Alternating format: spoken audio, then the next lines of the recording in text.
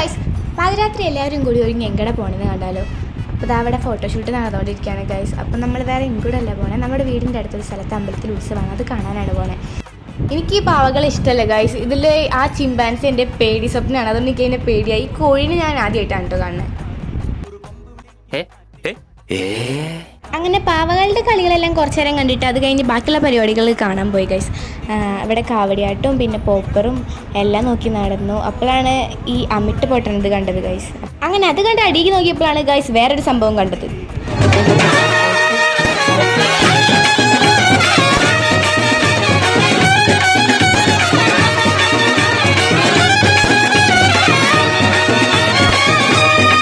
അങ്ങനെ അവരവിടെ വൈബടിക്കട്ടെ ഗൈസ്. അപ്പം നമ്മൾ മെയിനായിട്ട് ഇവിടെ വന്നതിൻ്റെ ഉദ്ദേശം എന്ന് പറയുന്നത് ഈ ബാൻഡ് സെറ്റ് ടീമിനെ അടുത്ത കൊല്ലത്തേക്ക് നമ്മുടെ പൂരത്തിന് വേണ്ടി ബുക്കാക്കാനാണ്. അപ്പോൾ ബുക്കാക്കലൊക്കെ കഴിഞ്ഞിട്ട് ഞങ്ങൾ നേരെ വീട്ടിലേക്ക് പോകുന്നു ഗൈസ്. അപ്പോൾ ഓക്കെ, ബൈ.